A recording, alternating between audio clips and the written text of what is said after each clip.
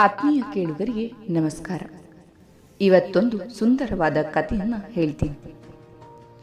ಪಾಲಿ ಭಾಷೆಯಲ್ಲಿ ಬರುವ ಬುದ್ಧನ ಜಾತಕ ಕಥೆಗಳು ತುಂಬ ಸುಂದರವಾದವು.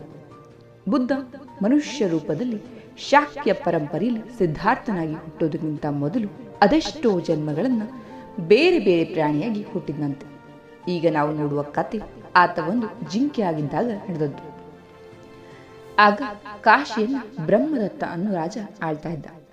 ಕಾಶಿಯಿಂದ ಸ್ವಲ್ಪ ದೂರದಲ್ಲಿ ಘನಘೋರವಾದ ಕಾಡು. ಕಾಡಿನ ಮೇಲೆ ಅಲ್ಲಿ ಹಲವಾರು ಹಿಂಸಾ ಪ್ರಾಣಿಗಳು, ಸಾಧು ಪ್ರಾಣಿಗಳು ಮನೆ ಮಾಡಿಕೊಂಡಿದ್ವು. ಜಿಂಕೆಗಳ ಒಂದು ದೊಡ್ಡ ಪಡಿಗೆ ಅಲ್ಲಿತ್ತು. ಅವುಗಳಿಗೆ ನಾಯಕನಾದದ್ದು ಬೋಧಿ ಜಿಂಕೆ. ಬೋಧಿಸತ್ವನೇ ಈ ಜಿಂಕೆ ರೂಪದಲ್ಲಿದ್ದದ್ದು. ಈ ಬೋಧಿ ಜಿಂಕೆ ತುಂಬ ಅಪರೂಪವಾದ ನಾಯಕ. ಎಲ್ಲ ಜಿಂಕೆಗಳು ಇವನನ್ನ ಮೆಚ್ಚಿಕೊಂಡು ನೆಚ್ಚಿಕೊಂಡು ಬದುಕ್ತಾ ಇದ್ವು. ಕಾಶಿಯ ರಾಜ ಬ್ರಹ್ಮದತ್ತ ಒಳ್ಳೆಯ ರಾಜನೇ, ಆದರೆ ಅವನಿಗೆ ಬೇಟೆ ಹುಚ್ಚು.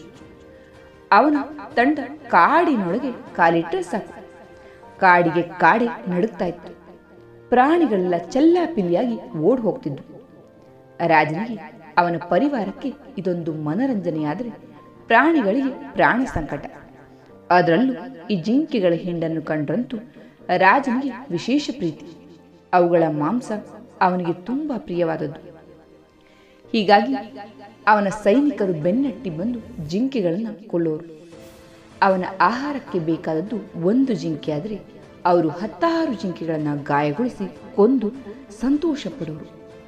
ನಾಯಕನಾದ ಬೋಧಿ ಜಿಂಕೆ ಚಿಂತಿಸಿ ರಾಜನ ಹತ್ರ ಬಂದು ಕೇಳ್ತು, ಮಹಾರಾಜ, ನಿಮಗೆ ಬೇಕಾಗಿದ್ದು ಒಂದು ಜಿಂಕೆ, ಆದರೆ ನಿಮ್ಮಿಂದ ಅನೇಕ ಜಿಂಕೆಗಳು ಹಾಳಾಗ್ತಾ ಇವೆ.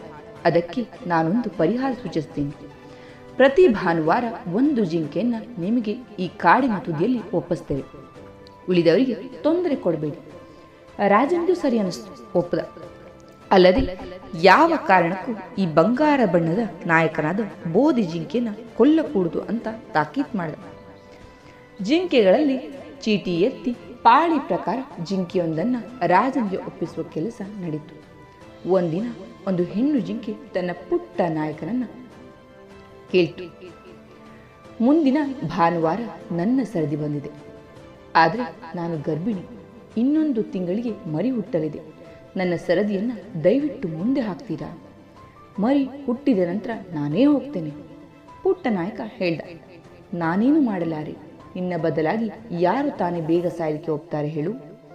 ಗರ್ಭಿಣಿ ಜಿಂಕೆ ತುಂಬಾ ಚಿಂತಿಸಿ ನಾಯಕನಾದ ಬೋಧಿ ಜಿಂಕೆ ಹತ್ತಿರ ಬಂದು ಕಣ್ಣೀರಿಟ್ಟು, ರಾಜ ಕೇಳಿದ್ದು ಒಂದು ಜಿಂಕೆ, ಆದರೆ ನಾವಿಬ್ಬರು ಇದ್ದೇವೆ. ಮಗು ಹುಟ್ಟಿದ ಮೇಲೆ ನಾನು ಖಂಡಿತವಾಗಿಯೂ ಹೋಗ್ತೀನಿ.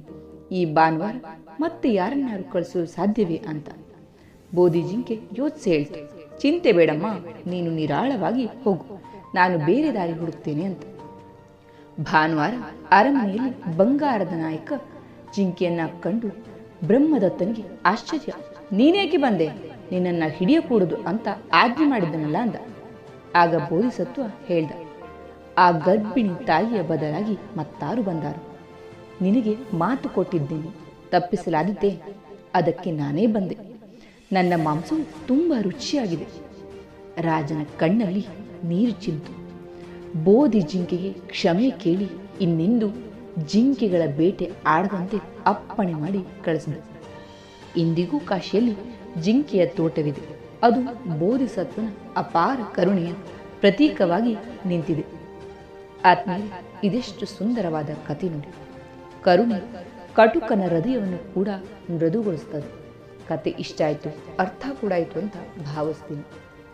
ನೀವು ಮೊದಲನೇ ಬಾರಿಗೆ ನಮ್ಮ ಚಾನಲನ್ನು ನೋಡ್ತಾ ಇದ್ದರೆ ತಪ್ಪದೇ ಸಬ್ಸ್ಕ್ರೈಬ್ ಮಾಡಿ. ಕತೆ ಇಷ್ಟ ಆಗಿದ್ರೆ ಲೈಕ್ ಕೊಡಿ, ಕಮೆಂಟನ್ನು ಕೊಡಿ. ಧನ್ಯವಾದಗಳು.